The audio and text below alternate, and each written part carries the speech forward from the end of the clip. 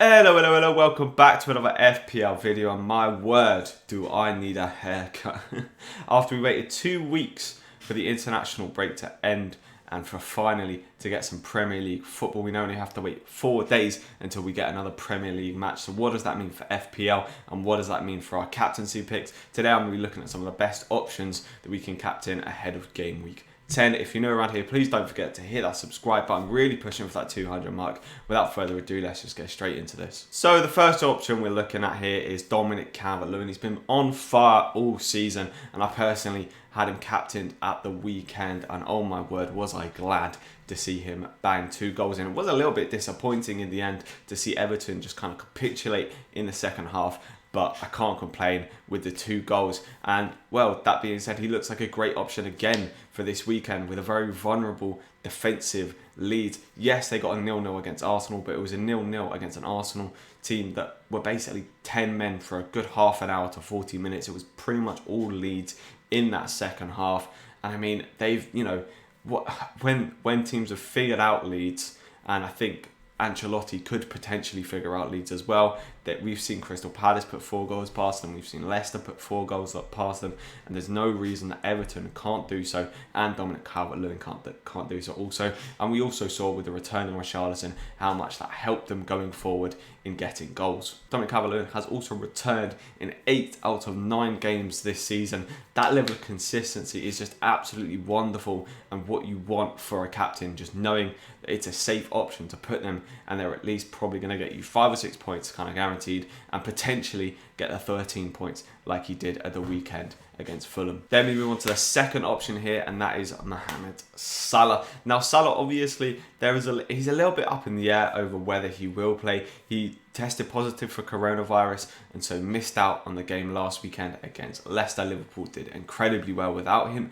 anyway. However, he returned a negative test and was back in training on Monday, so it'll be intriguing tonight to see whether he features in the Champions League game they have coming tonight. If he's on the bench or if he starts, we'll most likely see him playing against Brighton, and if he does play against Brighton, he tends to like scoring against them. He scored 5 in the last 5 games against Brighton, and he only didn't actually return in one of those games. So he's returned in 4 out of the last 5 games against Brighton. He really enjoys playing against them, and I think he's a great option if you still own him to captain. I very much do believe that he will start, but obviously if you want to be really sure about a player who will start, then maybe someone like Dominic Calvert-Lewin is the one to go for. But I still think that Salah is a great option to captain for this weekend. Now the next player we're looking at is Kevin De Bruyne, and obviously Manchester City have not quite had the start that everyone thought they would. They've only scored more than 1 goal in 1 game, and that was a 5-2 defeat against Leicester, and they also just lost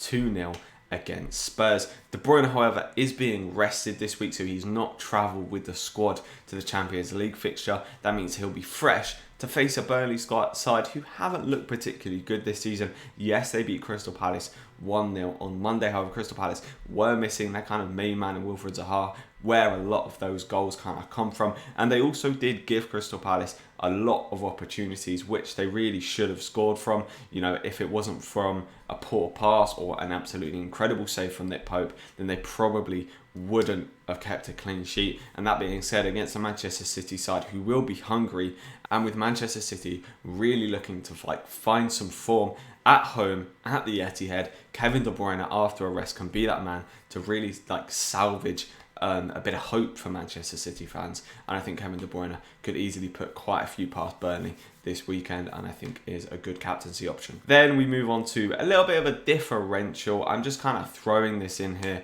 as something a bit more exciting. It's not necessarily going to be the best pick. However, if you've got either Cancello, this is kind of a placeholder for Cancello or Kyle Walker. I think both of these guys are good options for this weekend. They're playing against a poor Burnley side, as I've just mentioned, a Burnley side that have only scored 4 goals in 8 games, so we can all but guarantee a clean sheet for both Kyle Walker and Cancello this weekend.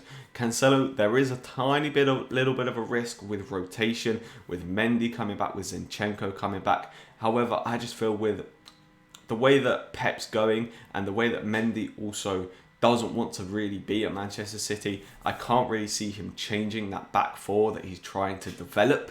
to becoming his main back four, especially in a Premier League game. I feel like Mendy and Zinchenko will play more in the Champions League, as those fixtures don't really matter to them, as they're basically through the group. I can see Cancello and Walker playing, and also, you know, against a defensively not great Burnley this season. I think their defence is a little bit overhyped at the minute.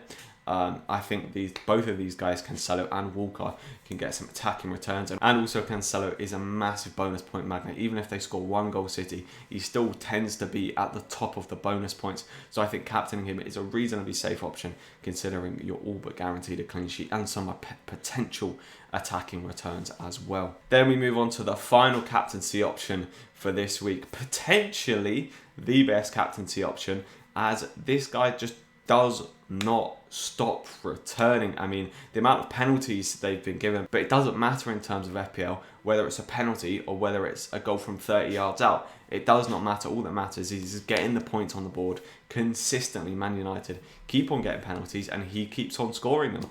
So I think Bruno Fernandes looks like another great option to captain against Southampton, who, you know, have been a little bit better defensively. And McCarthy has been playing incredibly well. He picked up 8 saves and 3 bonus points against Wolves on Monday night. So he looks like a good form, but I think Bruno Fernandes once again will return and looks like a very good captaincy option. Thank you for watching this quick captaincy video on Game Week 10. I'm personally really looking forward to this weekend's football. Good luck to everyone.